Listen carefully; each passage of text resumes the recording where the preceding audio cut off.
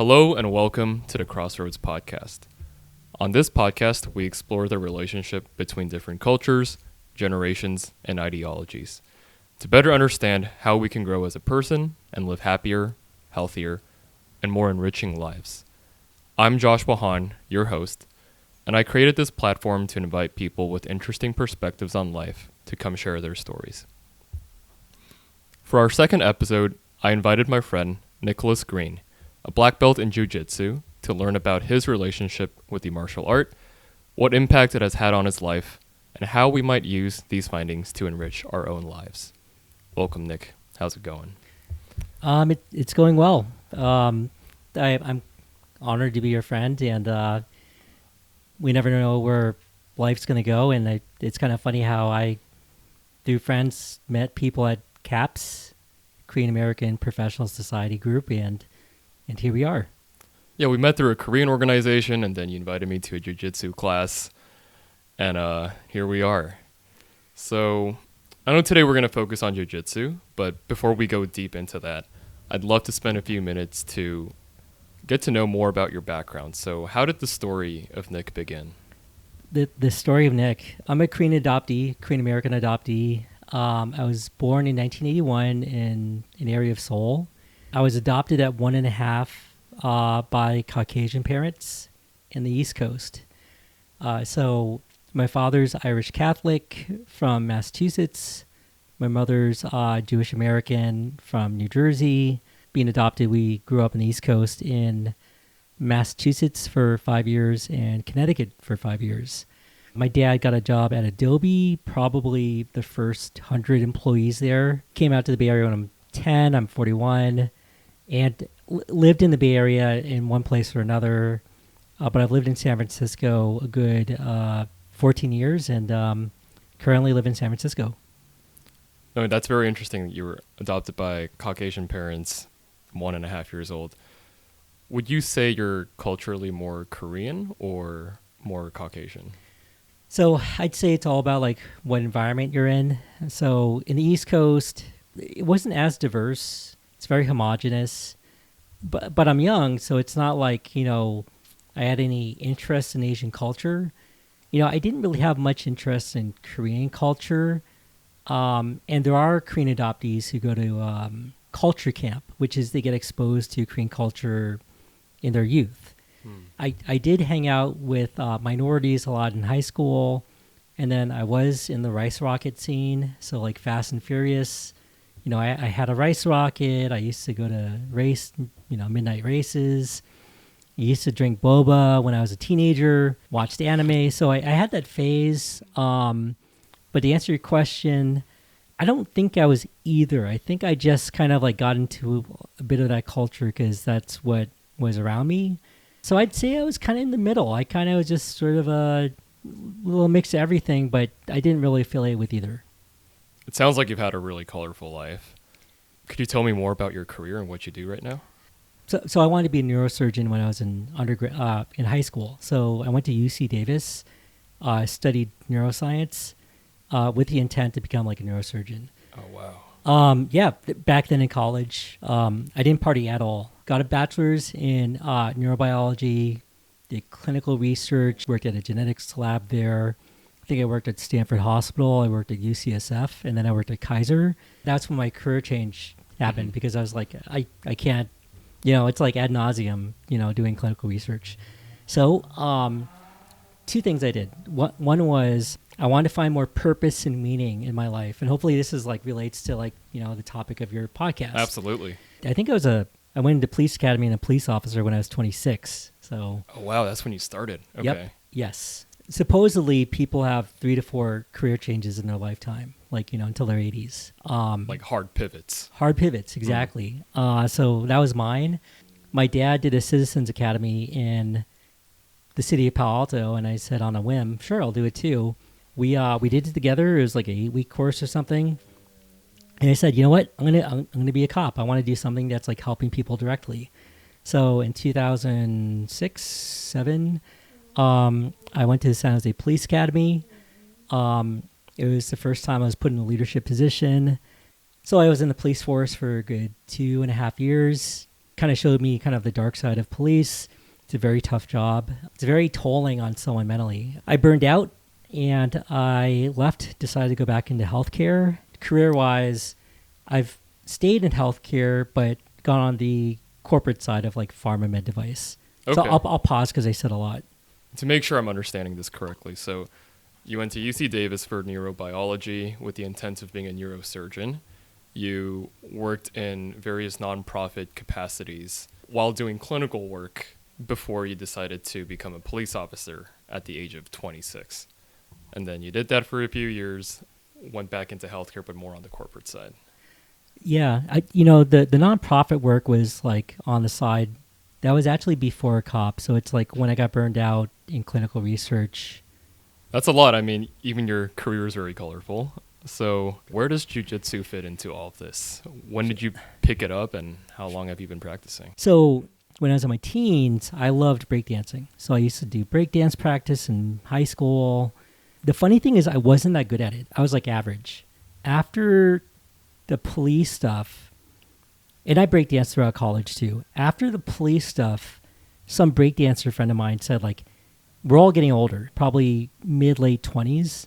I had like joint problems. My breakdancer friend's like, hey, there's something called jiu-jitsu. It's like a lot of fun. You should try it out. So I did. The first place we trained at, and also props for coming to do jiu-jitsu because everyone should at least try it. It was a lot of fun. Yeah. And it's there if you want to join. Is Academy of Self-Defense in Santa Clara. So the first gym I joined was in Santa Clara, 2008. It was right after being a cop. And it was an MMA gym. The coach was Kung Lee's coach, Giovanni. Kung Lee was big in Strikeforce and Bellator. These MMA gyms are everywhere now.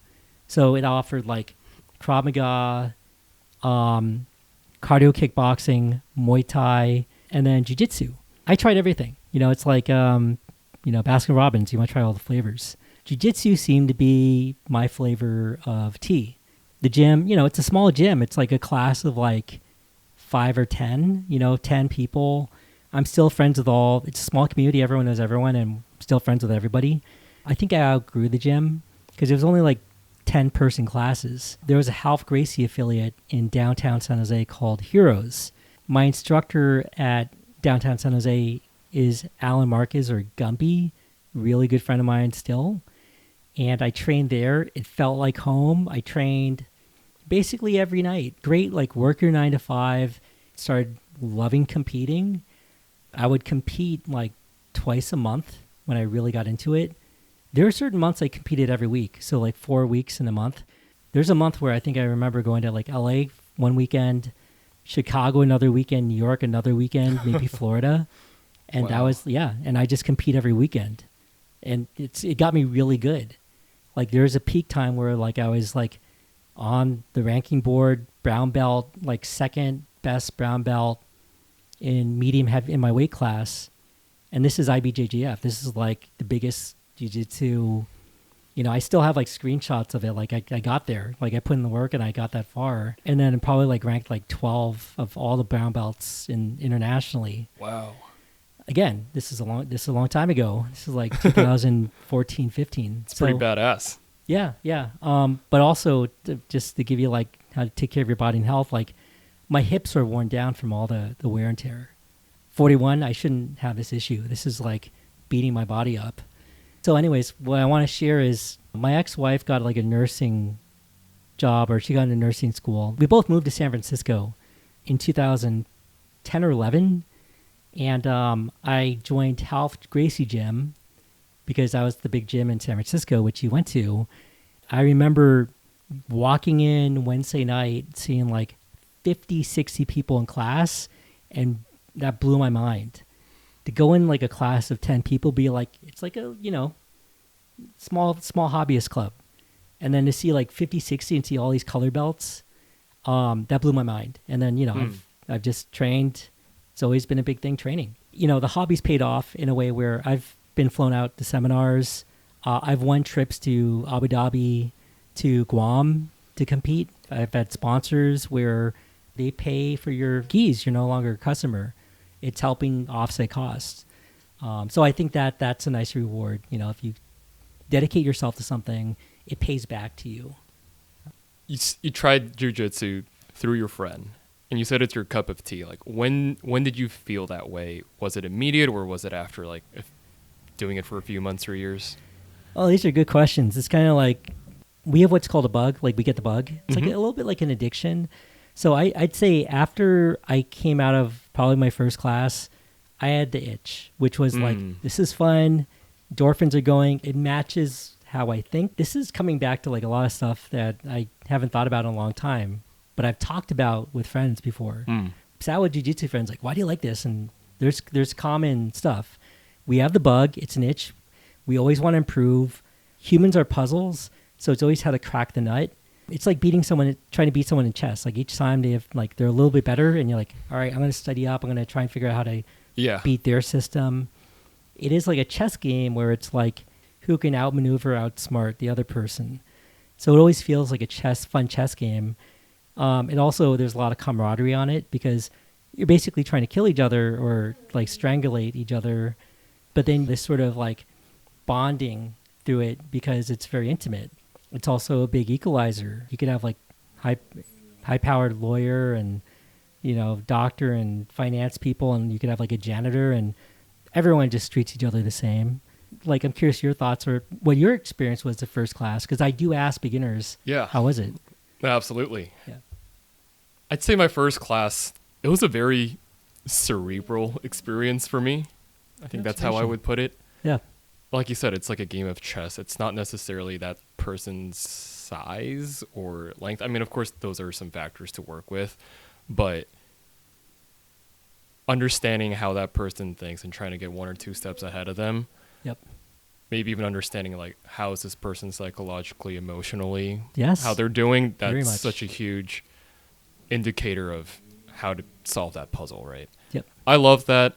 I also love that this gym, it felt like, once you step on the mat, it felt like it didn't matter what your background was or whatever. You're just here to solve a puzzle and treat each other with respect. And I love that. Yeah. For you to say that shows that you kind of get that. People, it's like a je ne sais quoi. Some people feel the same way, but they can't really say it in words, or they can't, it's like, I feel something unique about it, but that does characterize it really well. And you meet really cool people. It opens these interesting doors to like really cool friendships as well. What I noticed was that, with other sports or other martial arts, like striking martial arts, I've tried like Taekwondo and stuff, you could kick harder, punch harder, move faster, kick the ball further or whatever, and it's pretty like cathartic in that way, and you could channel more emotion into it. But I realized that even with that first jiu-jitsu lesson, I guess you can't let your emotions take control or really put too much of that into your emotions. You have to stay level-headed and calm throughout the whole thing. And that's something about jiu-jitsu that I found different from any other sport or martial arts I've ever tried. Very, very true. There's a time and place. Like, anger is good. Anger's bad, but anger's also good. It can be used to harness energy. It's a motivator. It's a mindset thing. If you're to go into different philosophies, jiu-jitsu's for everyone. Doesn't matter shape or size. Meaning you don't have to power something. You can just do it intelligently. One thing I share, which is like a learning lesson, even when I was a very active competitor at Blue Belt, I remember going to Vegas and dropping into a gym there because, when I travel a lot, and especially when I traveled like a few year ago, I would train every single state you could think of. I rolled with the instructor, Sunny Nahara from Drysdale Gym. So I remember rolling with Sunny Nahara, and I was like more ripped than I am, like really ripped, muscular. Like I was in my prime. I still have a photo from the gym. Rolling with Sunny Nahara, he's like 140, 145 pounds. And how Sunny Nahara got side control, and I could not get out. And it's like I was strong. Like I was really athletic, and it showed the thing about like strength and muscle and versus like just being like using concepts intelligently.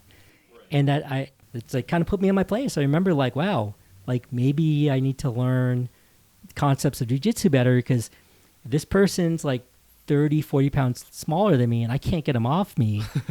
maybe I'm getting missing the point. Right. Yeah, so that was a big lesson. For everyone listening who doesn't know too much about the history or the big names in jiu-jitsu, could you walk us through a little bit about the different schools or methods?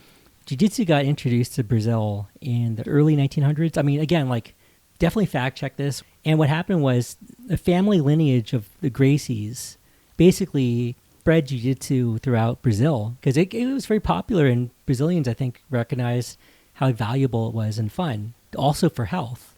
The Gracie family has many, many lineages, and health is one of them, right? There's a Henzo, there's Hickson, there's Henner, there's Halson. There's so many, like, I couldn't do it justice. But Helio was one of the main proponents that kind of incepted it and started grow it through his family, to the point where there was a period of time where jiu-jitsu was compulsory in school. There was a period of time where every Brazilian knew, like, had a year or two of jiu-jitsu under their belt because it got so big in the country. It's really funny. I'll actually run into taxi drivers, be like, "Where are you from?" "Oh, Brazil." "Oh, eu falo pouco de português." And then, we start talking a little bit, and then find out, "Oh, do you know jiu-jitsu?" Or they'll look at my ear and we'll start talking, and I'm still trying to learn Portuguese. But the funny thing is, they did jiu-jitsu when they were young because it was compulsory. Was it compulsory for, like Korea has, like, conscription, right? Like, for more of, like, a military kind of reason, or like physical education? I think, like, physical education. That's a good prompt. Like, it's like how physical education, I don't know, like, it might, that's what I'd have to ask a friend. You have PE class, which is very generic. We do a little bit of everything, or versus, like, all right, it's a program. You're going to do 3 months of jiu-jitsu amongst, like, other stuff. I don't know. Yeah. But it seems like there's enough people during a certain generation of Brazilians where they're just like, yep, this is a thing. We all did it. It was part of the school curriculum. I feel like everyone learned it. That's so cool. I did not know that. Yeah. That brings up another question I had. So you got into jiu-jitsu after you left the police. Do you think jiu-jitsu would have been very useful for you as a police officer? And do you think it's something that martial arts, not even just specifically jiu-jitsu, should be taught? Yeah. When I was going through the San Jose Police Academy, and it was a very good program, but I think jiu-jitsu wasn't as well recognized. I think Krav Maga and other sort of defensive tactics were done. So kick them in the balls, like grab their arm, shove them to the ground. I think it's more fights typically end up like a tussle on the ground or wrestling. It ends up being a wrestling match. So back then, I think, it wasn't, it seems to be more prevalent now. For example, I have a friend who helps teach PAL, or Police Activity League, SF, like San Francisco Police. I've seen friends get flown out, like black belts, to like do seminars or teach police forces. Oh, wow. So Okay. Now it's much more recognized as like, real world application, which is great. But 2008-9 just wasn't really recognized as much. Right. So it's come a long way. Yeah. Did you ever have an experience while you were a police officer where you felt like, oh, wow, if I had known jiu-jitsu, like this could have turned out a different way? Very. If you don't feel comfortable. No, worries. yeah, it's fine. Very good question. It's funny because I never really got in too many fights as a police officer. I think part of that also is like command presence. I got picked on as a kid, but I think when you look at people, it's, people tend to pick on the smaller, weak, or vulnerable. So I kind of look like a person that just can probably hold his own. Okay, so there are probably two instances where it was like physical, where I was involved, and I'm just thinking like, so one, I'll recount the event, and then two, I'll try and think how jiu-jitsu may have helped. So the first one was, there was like some gang members in like El Camino that were like, and this was a thing like in the news years ago. I think they had like paintballs and a paintball gun or two and baseball bats, and they were like hitting garbage cans. They were paintballing people. That was like a thing. And then we stopped them on El Camino. We had guns out because we don't know, and they're gangs. And I remember my commanding officer's like, you pull him out. So on El Camino, I'm like, drop the key from the car, like put your hands out the window, go towards my voice, walk backwards slowly, right? So the thing that threw me off was like, you really never know what's going to happen. But when I think when you like interlock your fingers, put your hands behind your back so you can like cuff them and detain them or whatever, or arrest them, I think he spun around on me, and that freaked me out and surprised me because I was like, all right, he's going to punch me. Does he have a knife? Is he going to stab me? Does he have a gun? He's just going to spin around. I remember when that happened, instinctually, I think I just grabbed him and shoved him in the pavement, like kind of like grabbed and then face down.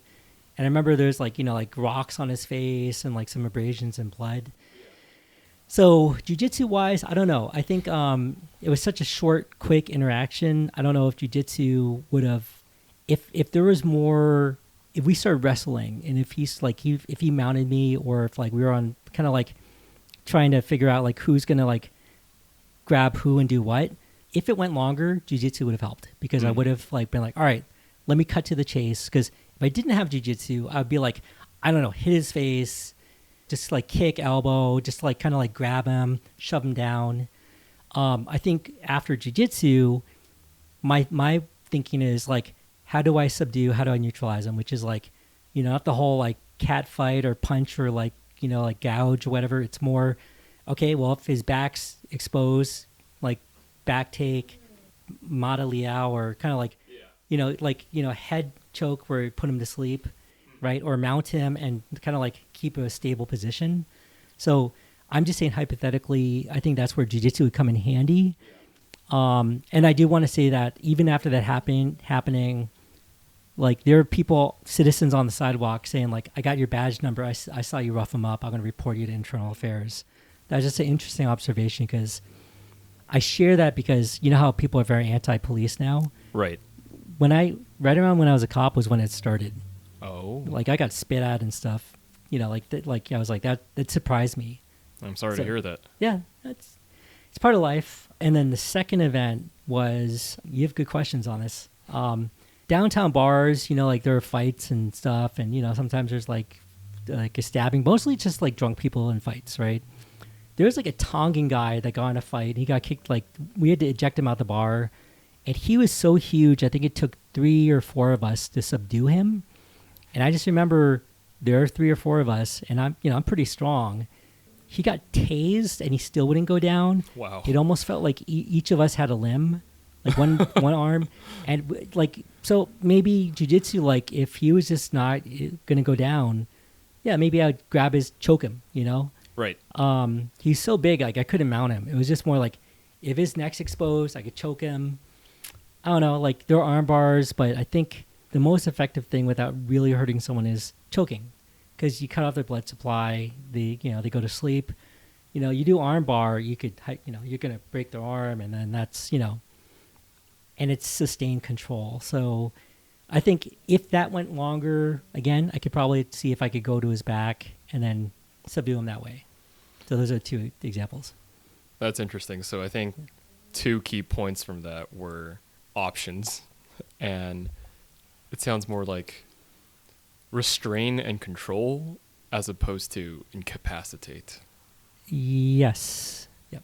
Because I feel like incidents where people become mad at the police are from just excessive use of violence, right? But I guess through jiu-jitsu, it's more controlled and not as permanent. Yeah, and I feel like being able to more understand your tools and know that there are tools, as opposed to resorting on, say, like a knee on someone's neck or chest, so that George Floyd reference said, you can't breathe. If you ever look into that like background of that, like that training officer actually knew he has a history of George Floyd. Like they've worked together, so it was kind of personal in a way when you look at the context. It was totally wrong what he did. It's just lack of training, and then there's sort of like a person that really shouldn't be doing what they're doing, and it's only a matter of time. Mm-hmm. It was likely to happen. So it sounds like with jiu-jitsu, there's a lot of discipline and emotional self-regulating going on. I think so. I think that it just helps people channel into that. But then again, there are jiu-jitsu people that get in fights. There's athletes that do steroids, and steroids kind of brings out sort of like the aggressive alpha, malicious side of people. But overall, jiu-jitsu, I think, in general, you could see like it's a very nurturing community. There's always going to be bad eggs or outliers in anything. But I have no problem telling someone, I recommend it for anybody, any age, because it is an environment that really nurtures people, society or whoever wants to join. Got it. Did you want to take a break or something? Maybe to unleash my dog so we can just like he's just groaning. Sure. Okay. Yeah. Whatever works. Yeah. So we're going to go into part 3 now, which is just your reflections on jiu-jitsu. So it sounds like jiu-jitsu has played a huge role in your life. Would you say this has influenced your identity in any way? Very good question. So yeah, it definitely has like influenced my life. I'm a sales rep for it. I'm an advocate. I feel like everyone should try it at least once. Provides a lot of benefits, health, socially, mental health. Identity-wise, what's interesting is like I'm adopted. Adoptees in general have identity issues. And just to expound on that, I went to a conference last year, conference, and there were a lot of adoptee topics. And there were a few sessions on identity. There were certain adoptees there that definitely needed that session where there's something called like multiple identities, where it's like, there's like an American Nick, there's an Asian, there's a Korean Nick, right? There's a Nick that's like for his family. There's a Nick that has a dog that is crazy. Kelly, come on, please. Cowie's challenging my identity right now. To answer your question, because I don't want to fish for stuff that isn't there, I don't think that there is much in jiu-jitsu about identity. I think it does enhance things about me as a teacher, because I've always liked teaching and education. So there's a period of time in like undergrad and after undergrad where I did private tutoring for I did private tutoring for like high school, college students. And I liked it. I liked the one-on-one tutoring. It's like it brought in like, secondary income. But I liked, taking a student and seeing like, all right, like everyone's different. Everyone learns differently. So how do I, work on learning things, given everyone thinks differently. Jiu-jitsu, teacher. Like I feel like it does enhance me in my pursuit of learning and teaching. Korean-wise, I don't know if I'm Korean. I don't know if I wouldn't characterize myself as Korean or white either. I'm kind of just like, well, your own thing. My own thing. It's also like this. Someone's identity is religion, right? Irish Catholic, Jewish upbringing. My parents were Unitarian Universalists for a while, which is like its own religion. I'd say coming out of that, like I'm not religious at all. There are adoptees that are religious and Christian, so that's part of their identity. I'm a little bit nebulously neutral. Let me do this. Maybe this will help me. What's your identity? Or like, how does something reflect on your identity that helps shape you? That's a good question, because when someone asks me like what my cultural identity is, I guess the best way I would answer it is I am an American who is familiar with and comfortable with Korean cultural norms and speaks the language fluently. Nah. I wouldn't say I'm like fully American or fully Korean. It's somewhere in the middle, but at the same time, I think what it means to be American is also, it's been a moving target over the last few decades, and it's a young country. Right. The nation itself, I feel like, is still trying to figure that out. I think as long as you are free to have the freedom of thought to explore that, I would say most closely American. Sure. We're all different, right? Because I know people that are very, traditional and kind of gravitate towards certain cultural identities or, like sort of backgrounds. I'm very close to my dad, and we're always trying to figure ourselves out. We're always trying to learn from who we are. My father's like a physics PhD. Like he's pretty smart. But he's very Socratic. Like he's like, I don't know, I'm just always, like learning, and I don't gravitate towards one thing. And so I think your perspective's interesting because it resonates with me. I just feel that like not everyone thinks that way, right? Because you ask like someone in, I don't know, Florida, what's your identity? Like, I'm proud American. Drive my truck. Don't take away my freedom, my guns. My gun is my identity, right? It's like, well, okay, they're that's true. It is, that's who they are and what they stand for. For me, it's like I'm white. I've been exposed to, like Asian culture, but I don't think that defines me. I think it's just more. It's an element that makes up me. Yeah. Yeah, in the same way you say about yourself, you're a teacher, right? I would say right now for where I'm at in my life, I am more of like a learner, a challenger, an entrepreneur in both the way I'm approaching my career and also just like my own values and socially. I'm trying out new things all the time. And I like that. I like that you went to the class. I also like, we've talked before too. So I did sense something unique because like also I forgot you're 25. You're doing a really good thing, which is like getting out there in the world, delving into certain topics, kind of like curious mind. Joshua, like I've talked to you before, like, you're not wet behind the ears. It's not like you just moved here from Korea and just like was a book nerd, like a bookworm nerd. You've been out there in the world. What's your background? Like, what did you study? What got you to this point? Just because I can reflect more on myself too. It's not, I know the interview's targeted at me, but I think I can better dialogue with you. A quick minute or two on my background is I was born in Korea, immigrated to Burbank, California, Glendale, when I was 3.5 years old. This was right before 9/11. Okay.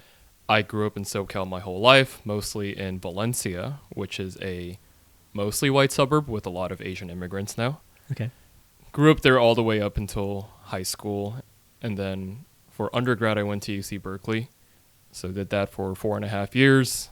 And then I was in Korea for a few months during the start of the COVID outbreak, right before it started. Lived in LA for most of COVID. Moved back up to the Bay Area pretty recently last year. What did you study? So I studied, that's funny you ask, because I actually grew up wanting to be a doctor. Huh. My grandfather was a doctor. I looked up to him a lot. Wanted to make an impact in people's life. And I loved working with my hands. I even interned at Kaiser's emergency room as a high schooler. I got to see a lot of cool things. Went into Berkeley thinking pre-med. Realized very quickly that I am not going to get a 4.0 GPA here. They're all gunners. Yeah, while having a social life and enough sleep. I think when I really made the decision to depart from that was during this medical volunteer trip to Nicaragua.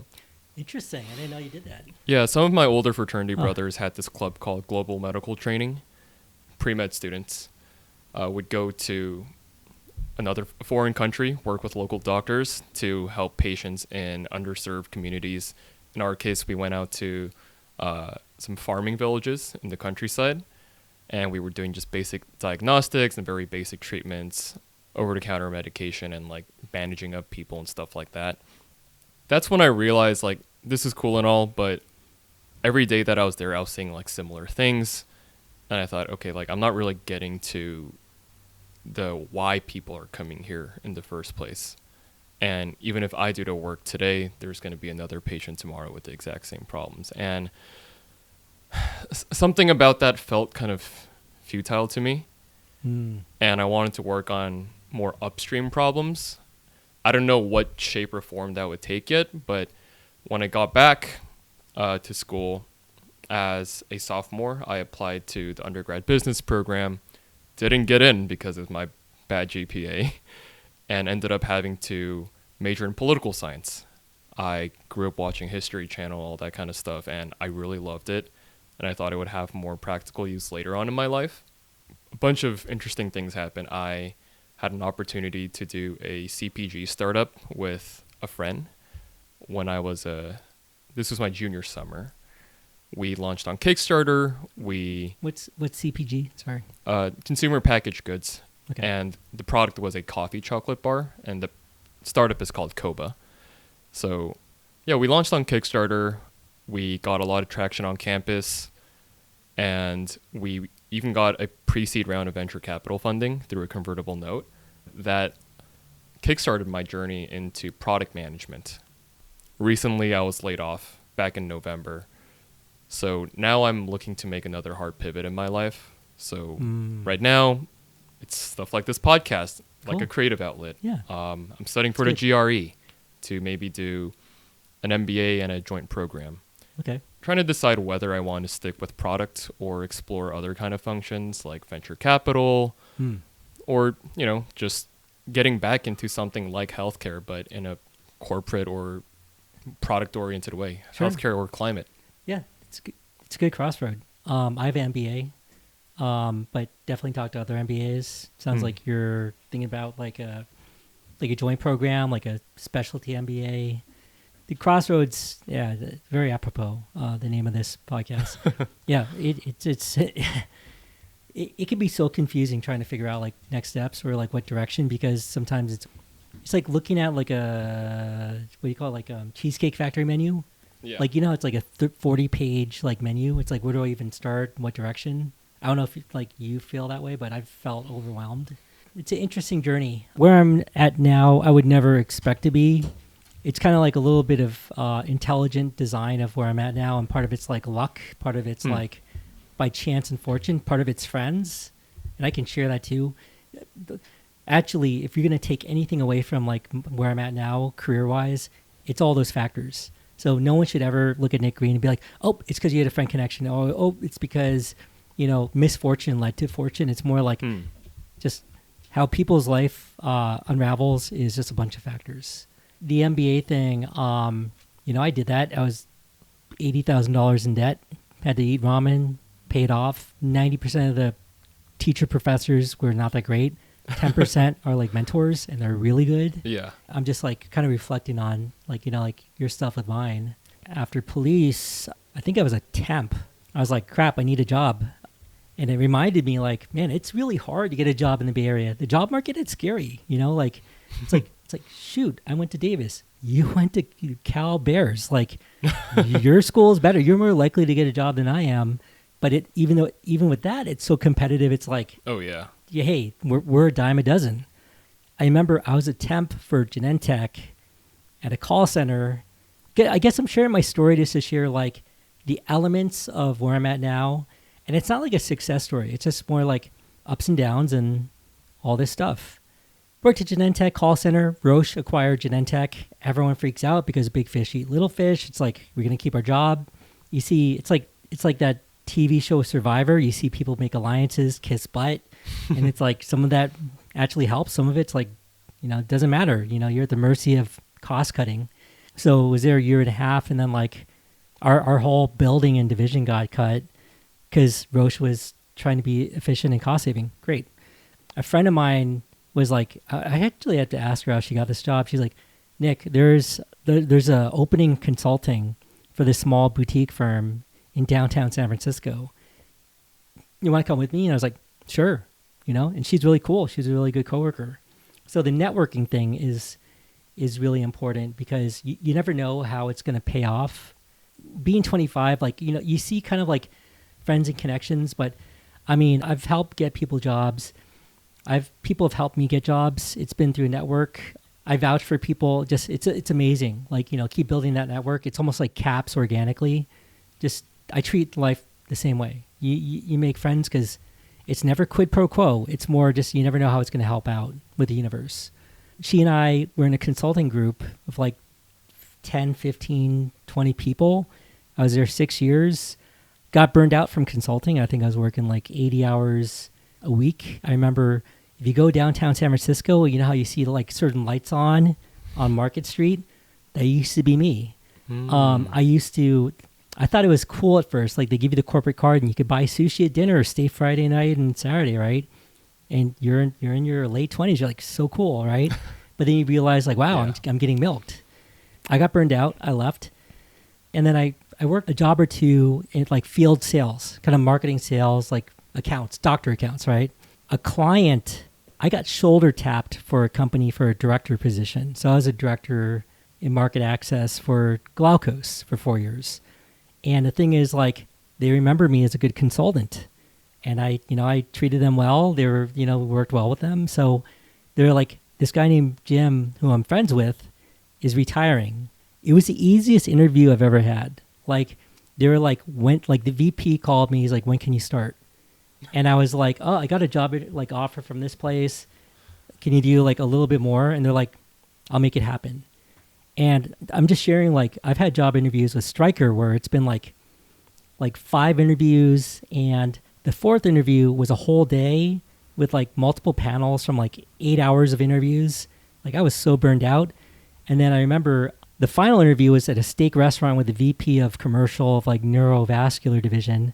And a part of me thinks, like, as soon as he saw I wasn't Nicholas Greene, like a white kid, like, he was like disinterested.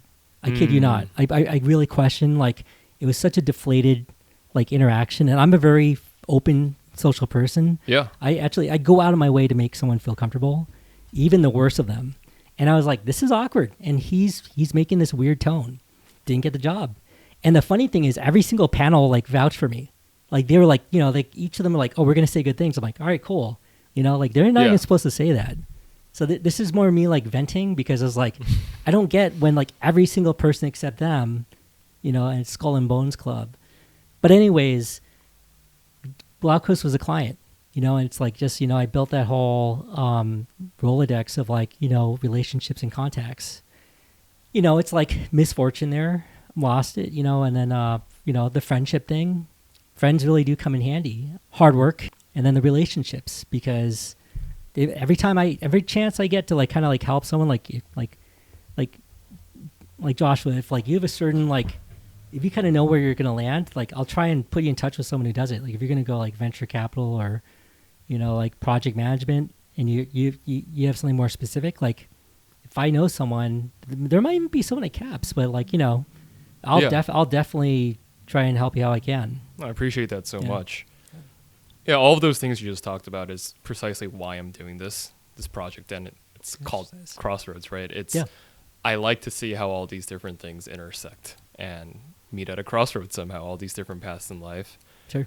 I'm 25, and I'm trying to figure out whether there is an intersection that's viable and sustainable for me to pursue my personal interests while doing it as a career. One of the last questions I wanted to ask you was, like, what kind of advice would you give someone like me who has tried Jiu Jitsu maybe once or twice, or maybe someone who's considering it? What advice would you have for anyone like that? And what do you hope they learn from that? To try Jiu Jitsu? Yeah. Yeah, good question. I think this. Don't knock it till you try it, Jiu Jitsu wise. So, some people, like, that doesn't apply to everyone, because there are people that have had sexual trauma, have been a victim or victim of violence. Yeah. And if the thought of like, well, also we had a self-defense seminar free for women, and we had like a turnout of like 125 or something. So, wow. And I think it helped. Like, actually, it was part of it too.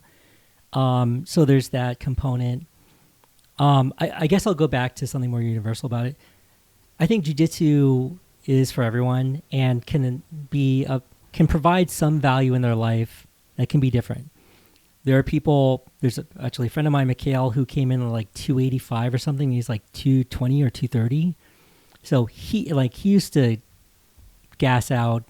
I think, to me, it's like Mikhail's young like you, and he's obsessed. He loves it, that 5-10 years from now, Mikhail might be the best shape of his life. I remember he's like asthmatic. Like, first, he could only last like 15 minutes. I've never seen someone change. He looks like kind of like a football player linebacker now. Wow. So there's the health component. The mental health component is big, because, like, honestly, I haven't trained in a long time because of my hips and then, like, other stuff.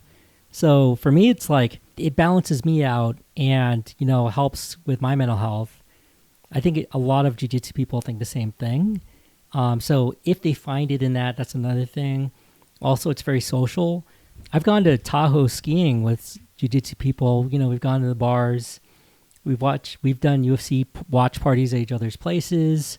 It's kind of funny, like, how you have different background. Like, also kind of like us in caps, like, remember you were I still want to take you up on how to like golf better. Sure. So Anytime. Yeah, and I'm totally down. Jiu-jitsu is the same. It's kind of like we'll find someone that's in the mountain biking, and then like let's say I don't do it, and actually there's a cyclist that like brought me cycling, and we cycled the Golden Gate Bridge. So it was a cool thing where he was teaching me about like position and cadence, and I thought that was how it benefits your legs and health. It's a big bridge where we can share like all these things to help enhance each other's lives. Like, let's say I suck at cooking. I'm sure there's going to be someone that we actually have had one or two sous chefs. One of them might have been like Michelin star, like a really fancy sushi place where it's like, holy crap, like if you ever want to like watch me or teach you a little about sushi, it's like, wow, like that's awesome, right? Like and it's not like a 24-hour fitness where it's like you work out or you just kind of what's up, bro? How's your PR? And like, see you next time. It's like people really bond because it's intimate, where people will be like, hey, oh, you're thinking about an MBA? Like, let me tell you about my program I did. Things like that. So I know this is a long-winded answer, but I just say like, it leads to many things where it's even hard to characterize. Just, health has also opened the doors where we've seen people that have been like between jobs, like almost actually like pseudo-homeless, made a place for them to train, where they've been down in luck. The gym has helped me get through my divorce because it kept me productive and positive and like a big support network and community and friends. So I always remember that. Like, I actually tell people like every once in a while, like they're like, what's it benefit you? Like, Nick, like how does it help you? And I'm like, oh, it got me through like really dark times with my divorce. So again, it's just sort of that like, it can mean different things for different people, but those are just like examples, I guess. Got it. Well, thank you so much, Nick. That was a lot of wisdom you dropped today, and I'm so grateful for you being willing to come on and talk about your story, and I'm sure we'll have so much more to talk about in the future. Sure. Yeah. Congrats on the podcast. This is, I like it. Thank Good you. stuff. Yeah, thanks for your time. Yeah. So that wraps up our second episode. If you enjoyed, please don't forget to like the video and subscribe to the channel. We're just getting started, and we'd love any feedback or suggestions for future episodes. Thanks for listening.